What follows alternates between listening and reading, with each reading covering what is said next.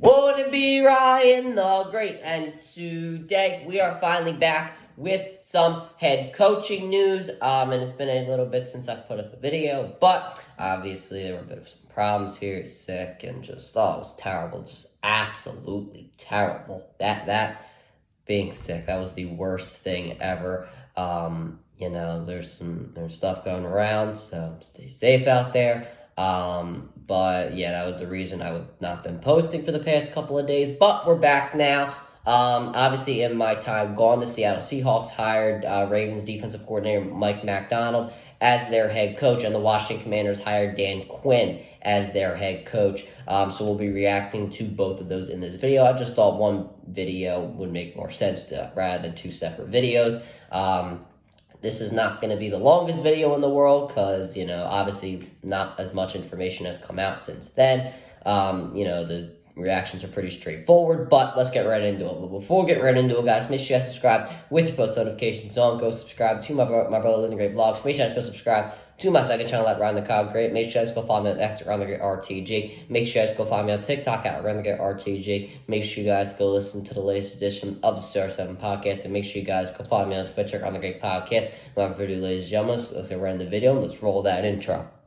Won't it be Ryan the Great? And today it'll be intercepted! The defensive line. What the hell are you doing? No effort whatsoever when it came to the defense. That he is 0 for 2 today. Come on, Stotty. Stop! Stop! Stop! Stop! Red flag! First pitch! Bring him in! Braxton! Stop!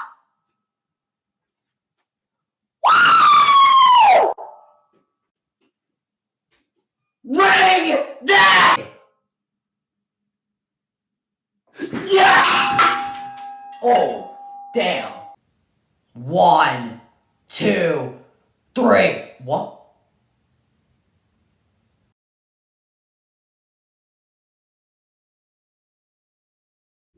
Alright, let's get into the video. So starting off, what does this mean for the Seattle Seahawks, their hire of Mike Macdonald? Well, obviously they've had an older head coach for the past couple of seasons. Macdonald coming in there, going to be the youngest head coach in the NFL. They want to change the scenery. Obviously, they didn't want to push for Dan Quinn. Obviously, he was hired by the Commanders. We'll talk about that in just a few minutes.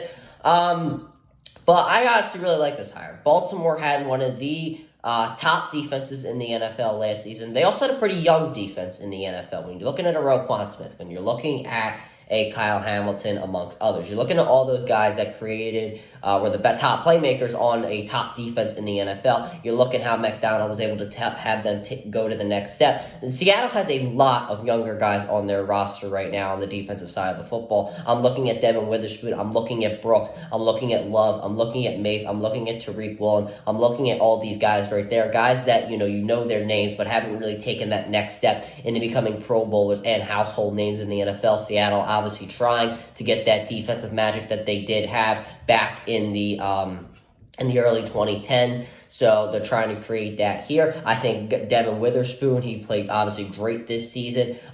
He was second in my defensive rookie of the year rankings, but I think Jalen Carter was just a little better. But besides all of that, you're looking at all that here. You need somebody to lead this defense into the future. Obviously, I think hiring a defensive coach was the right option, and I think hiring one of the best defensive coordinators, and they definitely got lucky hiring the best, probably the best defensive coordinator on the market right now. Obviously, some coordinators are looking to stay with their teams, like a Ben Johnson. You were able to lure Macdonald there. And this defense has to be very carefully constructed and very carefully coached. I think he is the right guy for the job. Obviously, the offense is pretty straight set up. They've had some years playing together under their belt. Geno Smith, Kenneth Walker, Jackson Smith-Njigba, DK Metcalf, Tyler Lockett, so on and so forth. You're looking at all that right there. And if your defense is pretty much your success if you want to get to a Super Bowl and potentially compete with the San Francisco 49ers for that NFC West championship. So, next, moving on to the Washington Commanders. What does this hire mean for their team? Well, it's pretty typical Commanders, in my opinion. The worst thing could just possibly happen to them, and that definitely did. Ben Johnson backed out as they were getting ready for another interview with him. He told the Washington Commanders that he's staying in Detroit. He will not be taking their job. So they kind of panicked. Now listen, everybody likes Adam Peters as a general manager. I'm not too familiar with him. I obviously have heard of his name. I think that he's pretty decent as a general manager, but this is not a good start to his tenure as a Washington Commander front office guy. And he panicked. He completely panicked under pressure. Obviously, you waited for Ben Johnson, which is a big risk because, when you wait for the coordinators after they, either win the Super Bowl or they lose in the later stages of the playoffs, you have a risk of not really getting those guys, because in cases like this, guys like to stay. They like to wait another year before they can maybe get a bit more money, or they can get a better situation as a head coach, or they can be closer to home. I'm not entirely sure what the situation is, but some teams, some guys like the teams to have a bidding war for them.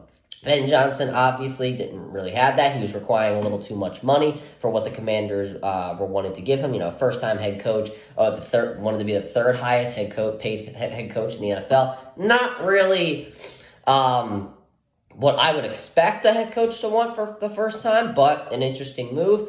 So he wanted to stay. Washington panicked, and they hired Dan Quinn. Now, Dan Quinn is not the worst hire in the world. In my opinion, Eric Bieniemy should have been hired. Eric Bieniemy is just so great. I don't know why he's not being considered for any head coaching job. He's not even going to be the offensive coordinator. Why would you not give him that job? That just doesn't make any sense to me.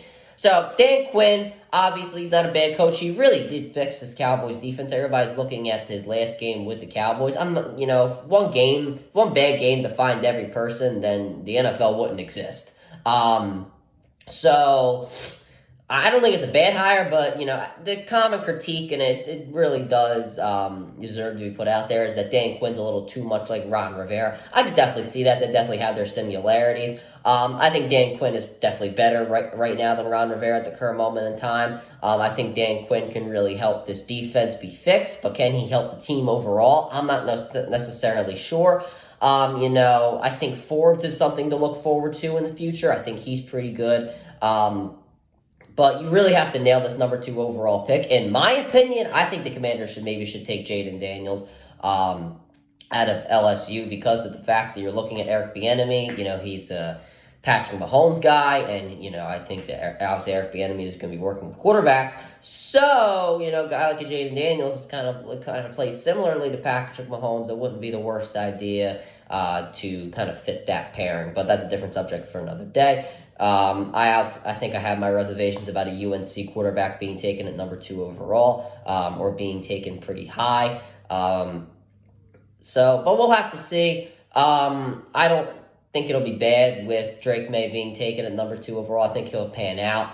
We will have to see, though. Dan Quinn hired, Mike Macdonald hired. We'll have to see how these guys go. And the head coaching vacancies are all over. Bill Belichick and Mike Vrabel did not get head coaching jobs, so we could see them possibly next season. But now we move into free agency. Obviously, MLB free agency is going to be wrapping up pretty soon. NFL free agency is going to come underway. We obviously have the Super Bowl next week, and then we also have the NBA playoffs coming in just a few months. So make sure you guys stay tuned for that. Make sure you guys subscribe with post notifications on. Go subscribe to my Viral Great blog. Make sure you guys go subscribe to my second channel at Round the Cog Great. Make sure you guys go follow me on X at Round the Great RTG. Make sure you guys go follow me on TikTok at Round the Great RTG. Make sure you guys go listen to the latest edition of the CR7 podcast. Make sure you guys go follow me on Twitter at Round the Great Podcast. And as always, Ryan the Great out. Peace.